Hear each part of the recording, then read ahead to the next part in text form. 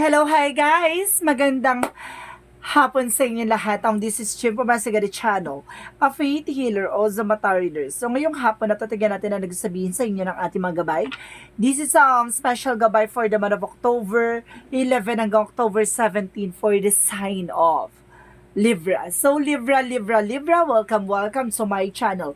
Ano kayang messages, advices, and spirit guides sa ating masasaga for today's video?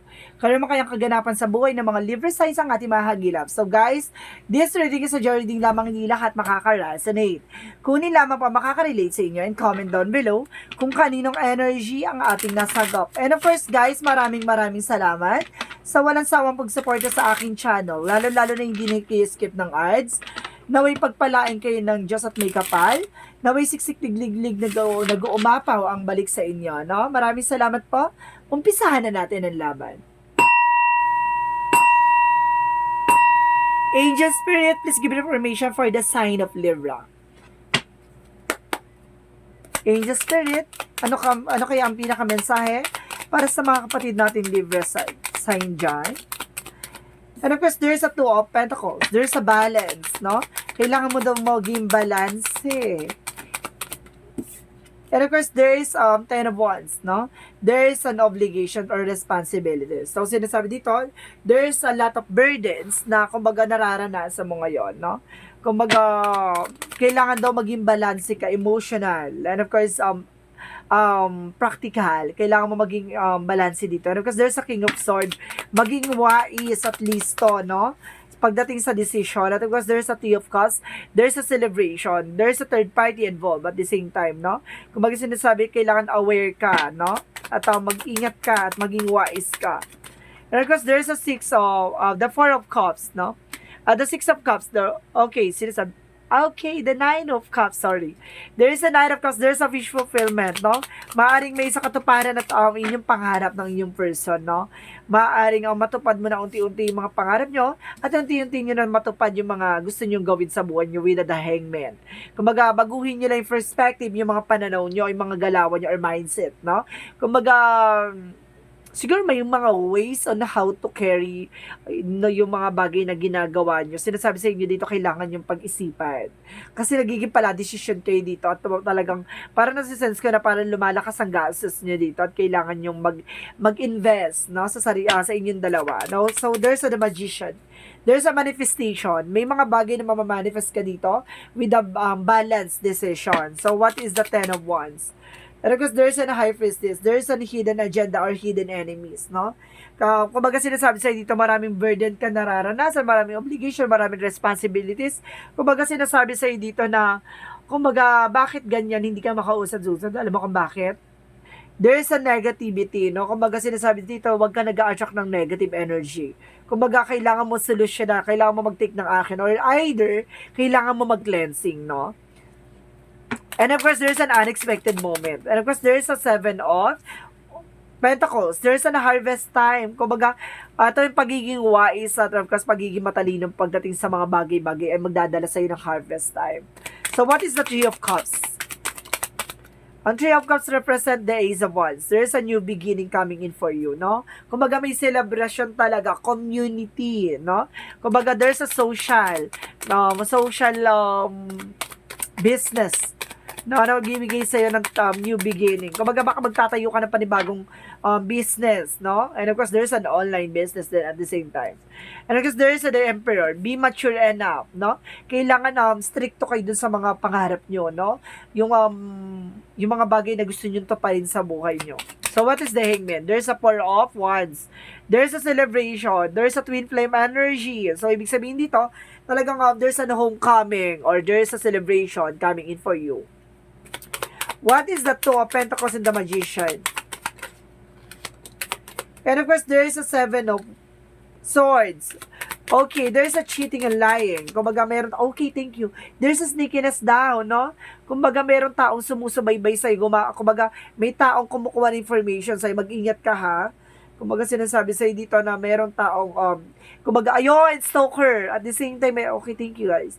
Okay, meron dito din na, kumbaga, nagbibigay sa'yo ng negative thoughts, nagbibigay sa'yo ng negative energy. Mag-ingat ka, there's a toxic na sense dito, no? Okay, thank you. May sumusubaybay sa'yo, kapitbahay mo. Oh my God, para ko nalagay sa inyo, ha? Okay. Oh my God, ano to? May nakita akong bahay eh. Of course, babae siya, mahaba buhok, kulot. My God, mag-ingat ha, kasi may gitera dito. Laging tumitingin to sa'yo. Laging sumusubaybay. Oh my God. Sino kaya to?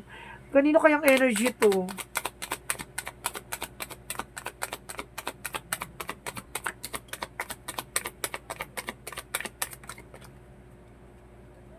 And of course, there's a King of Swords. There's an information, no? Kumbaga, magkakaroon ka, Knight of Swords, sorry. Magiging mabilis tong eksena na to for you. Okay, matatapos na yung obligation, matatapos na yung responsibilities. And of course, there's Six of Pentacles. So, ibig sabihin dito, there's giving and receiving, no? Magtutuloy-tuloy na raw about sa finances. Itong harvest time na to ay magtutuloy-tuloy na. Mayroon dito, Tiyo, lagi nakasubaybay sa'yo. Dito ko natitrig. Dito ko na, naloloka dito. So, what is the Three of Cups and the Ace of Wands? Kasi, nakikita ko siya. My goodness, parang bigla akong napunta doon sa lugar nyo or something na, bigla ko siya nakikita. May skinita ako nakikita ang bahay. Tapos, may nakasasense ako dito na harap ng bahay nyo. Ingitera. No? So, what is the Three of Cups and the Ace of Wands? And because there is a Five of Cups, no? Kumbaga sinasabi na wag mo sayangin yung opportunities na to, no? Kumbaga sinasabi dito with the Five of Cups, kumbaga maraming mga bagay or maraming sitwasyon, kumbaga kailangan mo magtipid, kailangan mo mag-invest, no? Kumbaga itong new beginning na to yung sinasabi sa'yo dito, kung magtatayo ka ng bagong negosyo, kailangan maging wise at listo ka. So what is the the Nine of Cups, and of course the Emperor? There's a Queen of Swords. There's an information na kumbaga nakikita mo na yung magiging bigger picture of yourself. Nakikita mo na matatanaw mo na magiging successful ka at the end of the time. What is the Hangman? Of course, the Four of Wands, the Justice, no? Magkakaroon kayo ng fair fight and of course, justice, justicia, and karma is here. Kumbaga, sinasabi sa'yo dito na ito yung good karma for you. Sa lahat ng ginawa mo sa buhay mo, this is the twin flame energy na sinasabi sa'yo dito, ma-harvest mo what you deserve. No? Dahil binago mo yung pananaw at binago mo yung perspective mo. At binago mo yung mindset mo, yung negative thoughts mo. Siya, justice is served. Kumbaga, nagkaroon ka ng hustisya at nagkaroon ka ng fair fight dito. So, what is the outcome?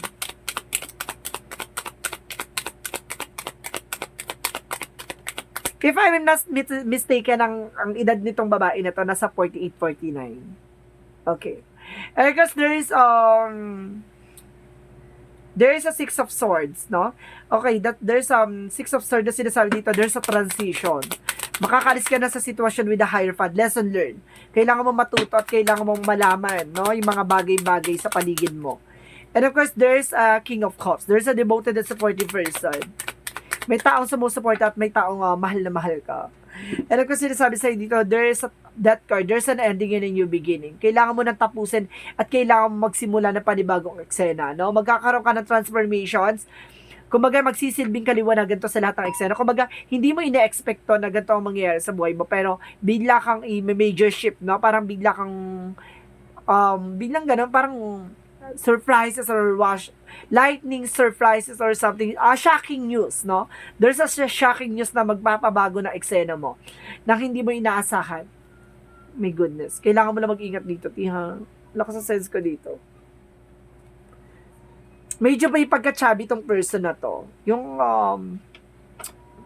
kasi nakita ko medyo malaki yung chan niya. So, what is additional love or a card? There's a clock. There's a time to heal. Need time, takes time, and of course, there's a progress. And of course, there's a healthy choices, no? Kailangan mo alagaan yung sarili mo. Pangalagaan mo yung pangangatawan mo at yung sarili mo. So, what is the Yin and Yang Oracle card?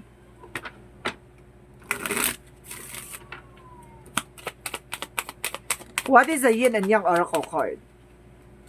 Transcendence, unity. Dapat may pagkakaisa kayo dito ng person mo, ha?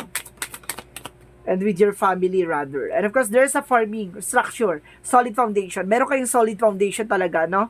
Talagang pinalakas at pinatibay kayo nitong eksena na to. At the same time, there is an Ace of Earth. So, ibig sabihin, may kinalaman ka sa Taurus, Virgo, or Capricorn, no? May kinalaman ka dyan. So, let's see what is additional messages. Nasa chart mo yung Taurus, Virgo, Capricorn with the air sign. So, what is additional messages? Because there's an oracle card. My God! The answer you need is coming. Nandito na yung kasagutan, no? Parang nakikita mo na eh. Parang nasa paligid mo na, kumbaga, patalasin mo lang yung kaisipan mo, ha? Nasa paligid mo ang kasagutan. And of course, there's a family eh. Kumbaga, there's a family issues. There's a family related or you are being family oriented, no? Oh my goodness. Or suddenly, sinasabi dito na ingit daw sa pamilya mo to. Kaya lagi kayo sinusubaybayan, lagi nakatingin sa inyo to. Kasi naiingit sa pamilya nyo to. Naku, Diyos ko. And of course, there is a yoga. Mag-meditate ka, mag-contemplate ka, ha? Kumbaga, kailangan mong ma-enhance yung aura mo, no? And of course, there is service. Some of you, ha, home service or public servant, no? There's a soulmate connection. May soulmate connection din dito, guys.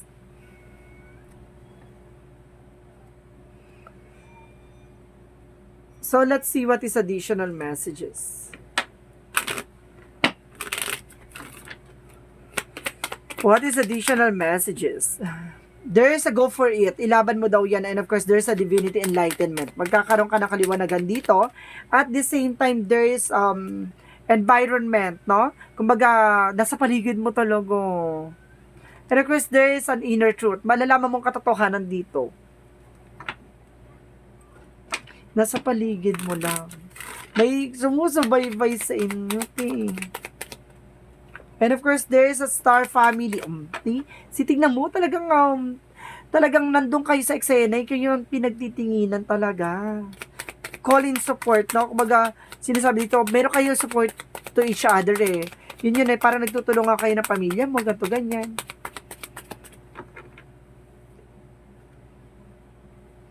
Because there's the blue flame. No? Ibig sabihin, there's an awakening and of course, there's activation. Kumbaga, mukhang tatalas din ang kaisipan mo or kaalaman mo or mamumulat ka, no? What is the Monsology? And of course, your hard work is paying off, no? Lahat ng mga pinaghirapan mo ay talaga meron niyang benefit sa huli, no? Makukuha mo yung what you deserve. And a time for healing. Some of you kailangan mo ng healing, ha? And of course, there's an healing involvement dito. Kumbaga sinasabi dito na mayroong, kumbaga, baka may mga nararamdaman ka, gano'n. And of course, there's an anxiety.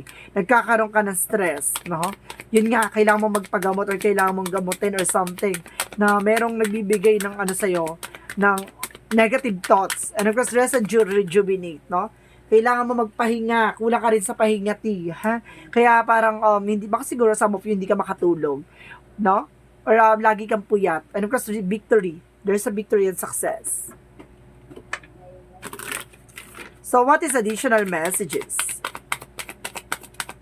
And of course, there's an health. Physical vessels in the enshrine may soul. Ibig sabihin dito, pagdating sa health, na may mga, kailangan mo alagaan yung sarili mo. And of course, there's an honest. Kailangan mo maging totoo. At, kumbaga, kumbaga maging totoo ka sa sarili mo, no? And of course, there's a freedom. Palayain mo yung sarili mo sa mga negative thoughts. No? So, what is the romance angels? Yung mga taong tamang hinala. Diba? Palayain mo yan. Sarili mo. And of course, sinasabi dito, there is pay attention to the red flags. No? May mga red flags na ibibigay sa iyo si God. Kaya kailangan maging aware, ha? Pag pinakita yun sa iyo, kailangan mag-ingat ka. Okay.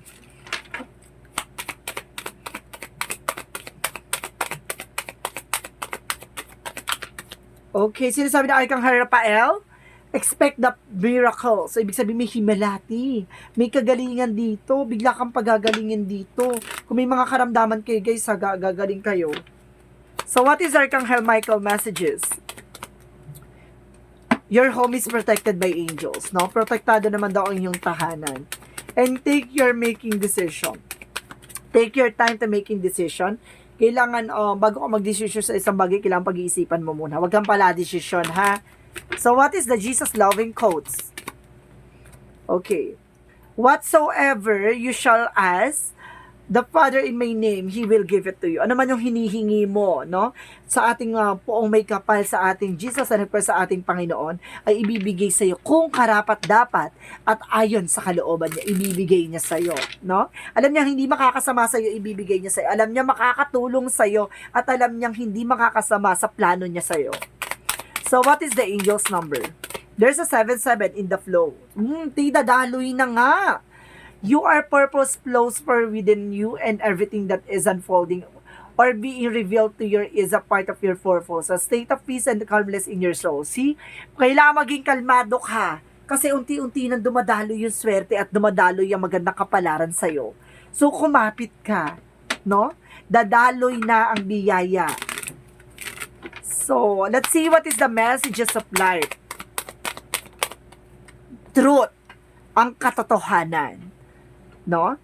Today, I discover my greatest truth is within me. It is a divine force that whispers of my inner self. I listen to the voice closely, putting aside my controlling mind. In this way, I find all the answers I am looking for. I am now in the harmony with myself.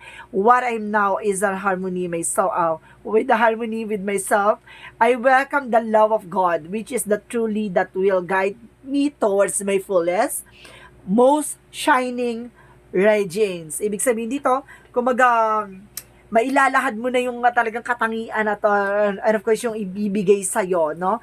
Ng ating Panginoon. Kumbaga sinasabi dito, wag mong kontrolin, hayaan mong mangyari ang bagay na mangyari. Kumbaga madidiscover mo yan in another way, in other aspects, and in other factor, no? Pero sinasabi sa'yo dito, makinig ka sa inner voice mo. No? May mga paalala sa'yo. Ito, kaya may red flag, guys, mag-ingat ka. Ibig sabihin, kapag hindi ka, pag may bubulong sa'yo na wag kang pumunta dyan, or wag kang go, wag mo ilalaban, wag mo i-go. So, ibig sabihin dito, kailangan, meron ka ditong red flag, may mga paalala sa, or something, may mga tao sa paligid mo na may red flag na ibibigay, no? So, guys, this reading is special gabay for the month of October 11 hanggang October 17 for the sign of Libra. So, this reading is a reading lamang, hindi lahat makaka-resonate. Kunin lamang po makaka-relate sa inyo and comment down below kung kaninong energy ang ating nasagap. And of course, guys, maraming salamat po sa walang sawang pagsuporta sa akin channel. Lalo na hindi nag-i-escape ng ads, naway pagpalain kayo ng Diyos at may kapal.